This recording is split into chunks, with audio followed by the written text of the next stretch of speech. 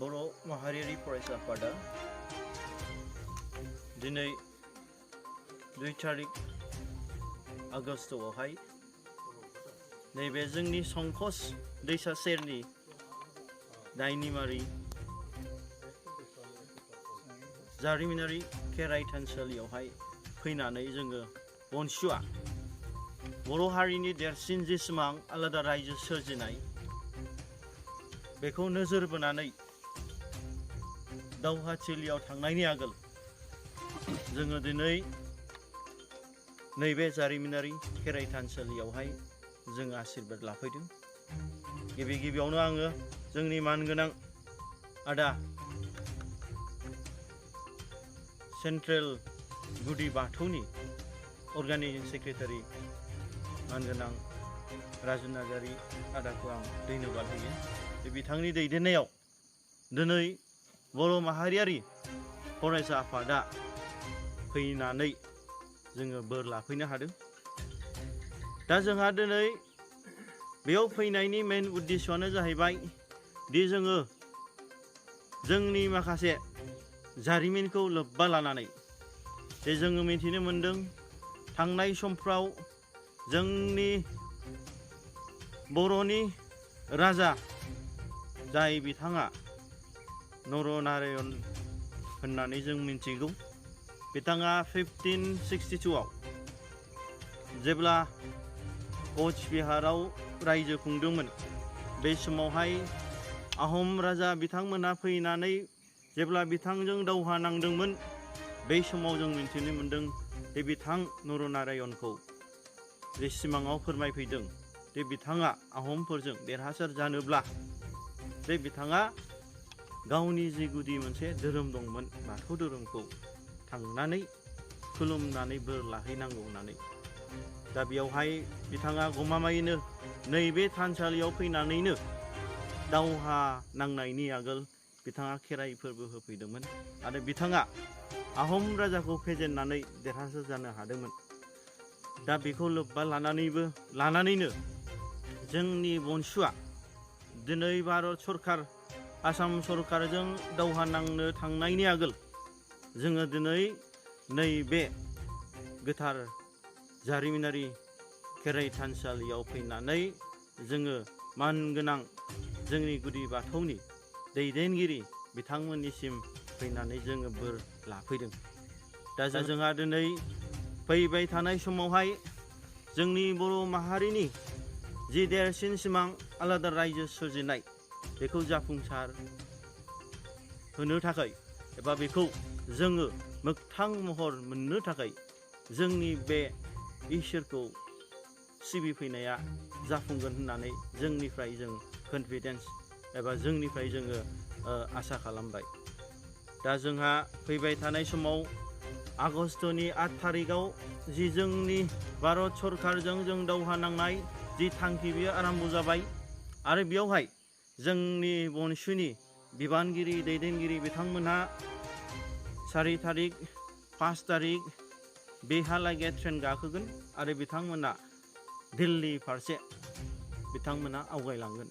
आसा खालामो दि जोंनि थांखि आरो जोंनि थांखियानो बर' माहारिनि थांखि आरो बर' माहारिनि जि देरसिन सिमां बेखौ मोगथां महर होनाय आरो बियो जोंनि बे जारिमिनारि जि बाथौ थानसालियाव फैनानै जि आशीर्बाद लाबाय जि मोनसे आगानसे होजेनबाय बियो मोगथां महर मोनगोन होननानै जों आसा खालामो।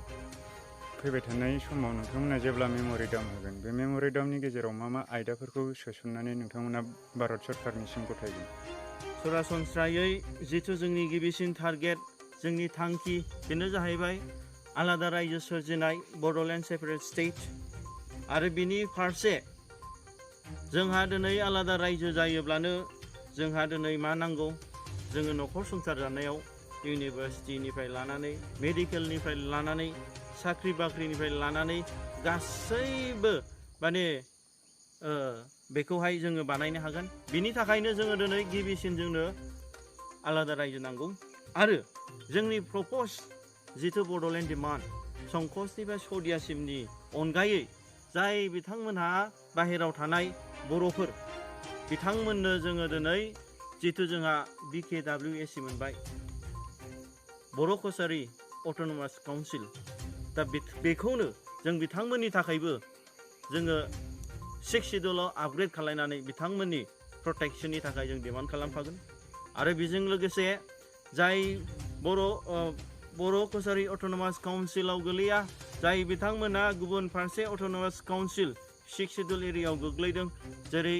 डिमा हासाव कार्बि आलं बेयाव थानाय बर'फोरनि थाखाय जोङो हाजोनि आसामनि अनगायै संकस दैसा बारनानै गोबां जोंनि बर'फ्रा जोंनि बे हिमालय हाजो सेर सेर डुवार्स ओनसोलाव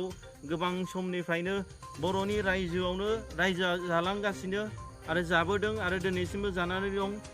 दिनै 3 लाखनि बांसिन बर'फ्रा दिनै वेस्ट बेंगल नर्थ बेंगलाव दिनै संसार जानानै दं बिथांमोननि रैखाथिनि थाखायबो जोङो दिनै मोनसे 6 सिडुल अट'नमास काउन्सिलखौ होनो थाखाय भारत सरकारखौ जोङो दिनै जोंनि थांखियाव जोंनि मेम'रेन्डामाव जोङो थिसनफागोन आरो बेजों लोगोसे जोंहा जोंनि बर' लाइमोनफोरनि थाखाय जिहेथु बर' माहारिया दिनै गोदोनिफ्रायनो जों जारिमिननिफ्रायनो जों मिथिगौ मोनसे दावहारु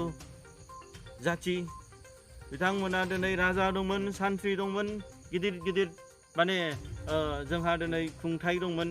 दा बेखौ लोब्बा लानानै जोंनि बर' लाइमोनफोरनि थाखाय जोङो मोनसे आलादा रेजिमेन्ट बर' रेजिमेन्टखौ भारतनि जोंनि इन्डियान आर्मियाव थिसननायनि बे दाबिखौबो जोङो दिनै दैथायफादों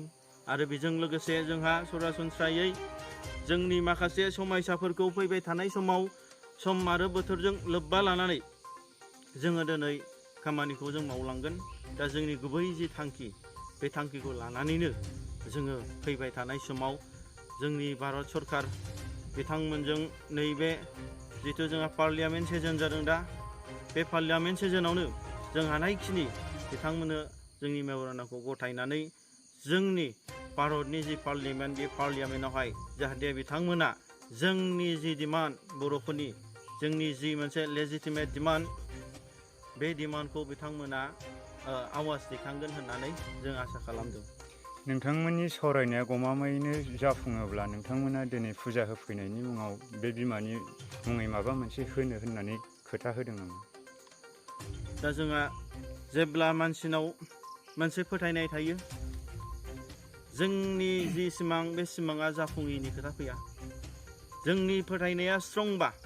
जों गावखौनो सेल्फ कनफिडेन्स लायोब्ला दिनै जोङो हाजोखौबो जोङो दोरोद होनो हायो जोङो दिनै जाथावै जिनिसखौबो जों जाहोनो हायो दा जोंहा दिनै मोनसे बिसास जाय जिनिसा जोंनि जारिमिननि गेजेराव मोगथां महर मोननानै थांबाय जाय जोंनि बै समनि बर' राजा नरनारायण बिथाङा जे गावनि जि मोनसे थांखिखौ मोनसे फोथायनायनि गेजेरजों बिथाङा दिनै आहमखौ फेजेननो हादों दा बेयाव जोंहाबो मोनसे बिसास दङ निस्सय जोङो जाय मोनसे थांखिजों फोथायनानै फैदों जे जोंनि थांखिया मोगथां महर मोनोब्ला भारत सरकारजों जों दावहा नांनानै गमामायैनो जोंनि आलादा रायजो सोरजिनाया जामारोब्ला निस्सय जोंनि राव हारिमु जोंनि धोरोम बेखौ फेहेरनाय आरो बेखौ फोसाबनाय आरो दिनै गाजा गोमजायै नैबे थानसालियावनो जोंनि गासैबो बर' माहारिखौ दिनै लानानै मोनसे गिदिर बै नरनारायण राजा बादे मोनसे गिदिर मोनसे खेराइ फोरबो खुंनानै दिनै मोनसे माने धन्यबाद होफिननायनि जि थांखि बेखौ जोंनि बंसुआ जों लागोन